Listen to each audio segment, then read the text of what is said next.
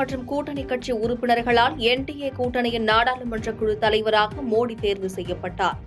மீண்டும் மோடியே பிரதமராக பொறுப்பேற்பார் எனவும் என்டிஏ கூட்டத்தில் முடிவு. அவதூறு விளம்பரங்கள் வெளியிட்டதாக தொடர்ந்த வழக்கில் நாடாளுமன்ற உறுப்பினர் ராகுல் காந்திக்கு ஜாமீன் வழங்கியது பெங்களூரு நீதிமன்றம். கர்நாடக சட்டப்பேரவை தேர்தலின் போது செய்தித்தாளில் அவதூறு விளம்பரங்கள் வெளியிட்டதாக அம்மாநில பாஜக வழக்கு தொடர்ந்திருந்தது குறிப்பிடத்தக்கது. சமீபத்திய நீட் தேர்வு முடிவுகள் தொடர்பாக வெளிவரும் செய்திகள் நீட் தேர்வுக்கு எதிராக திமுகவின் நிலைப்பாட்டை உறுதிப்படுத்துவதாக முதலமைச்சர் மு.க.ஸ்டாலின் எக்ஸ் வலைதளத்தில் பதிவு. நீட் தேர்வு முடிவுகளில் ஏற்படும் குழப்பங்கள் மத்திய அரசின் அதிகார குவிப்பின் குறைகளை வெளிச்சமிட்டு காட்டுவதாகவும் அவர் பதிவு.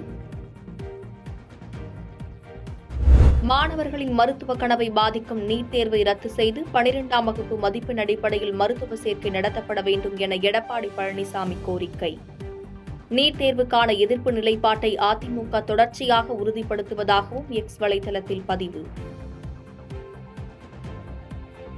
நாடாளுமன்ற தேர்தல் முடிவுக்கு பிறகு தமிழ்நாடு சட்டப்பேரவை கூட்டம் ஜூன் 24ஆம் தேதி தொடங்குகிறது. ஜூன் 24ஆம் தேதிக்கு பிறகு மானிய கோரிக்கை மீதான விவாதம் நடைபெறும் எனவும் சபாநாயகர் அப்பாவு அறிவிப்பு. மானிய கோரிக்கையின் மீது விவாதம் நடைபெற வேண்டும். எந்தெந்த தேதியில் எந்தெந்த மானிய கோரிக்கைகள் மீது விவாதம் நடத்த வேண்டும் என்பதையெல்லாம் வருகின்ற 24ஆம் தேதிக்கு முன்னதாக ஒரு தேதியில் அலுவல் ஆய்வுக்குழு கூடி முடிவெடுக்கும். பாஜக வளர்வதற்கு தான் அக்கட்சியில் இணையவில்லை என அண்ணாமலையின் பேச்சுக்கு திமுக எம்பி கனிமொழி பதில். முதலில் பாஜக பெரியார் வாழட்டும் எனும் சொல்லை முழங்கட்டும் எனவும் பேச்சு. அதிமுக பாஜக இணைந்து தேர்தலை சந்தித்திருந்தால் தற்போது கிடைத்த வாக்குகள் கூட அவர்களுக்கு கிடைத்திருக்காது என தமிழ்நாடு காங்கிரஸ் கமிட்டி தலைவர் செல்வ பெருந்தகை பேச்சு.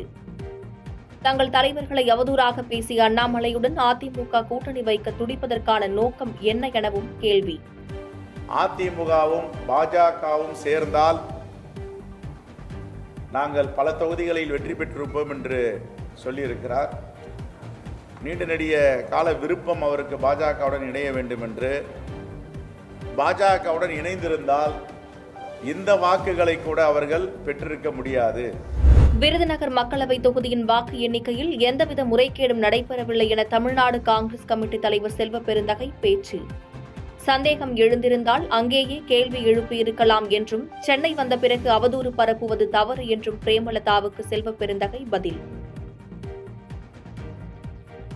நாடாளுமன்ற தேர்தலில் மக்களின் நம்பிக்கையை பெற்று மாநில கட்சியாக அங்கீகாரம் பெற்றுள்ள நாம் தமிழர் கட்சி மற்றும் விடுதலை சிறுத்தைகள் கட்சிக்கு தமிழக வெற்றிக் கழகம் தலைவர் விஜய் வாழ்த்து. தமிழ்நாடு மற்றும் புதுச்சேரியில் இருந்து நாடாளுமன்ற உறுப்பினர்களாக தேர்ந்தெடுக்கப்பட்டுள்ளவர்களுக்கு நடிகர் விஜய் வாழ்த்து. பெரும் தலைவர்களை கூட்டணி வைத்துக் கொண்டு வாக்கு சதவீதம் உயர்ந்தது போன்ற தோற்றத்தை பாஜக காட்டுவதாக ராமநாதபுரம் நாடாளுமன்ற உறுப்பினர் நவாஸ் கனி பேச்சு. மத நல்லிணக்கத்தை போற்றும் வகையில் தன்னை ராமநாதபுரம் நாடாளுமன்ற உறுப்பினராக மக்கள் தேர்ந்தெடுத்திருப்பதாகவும் பேச்சு.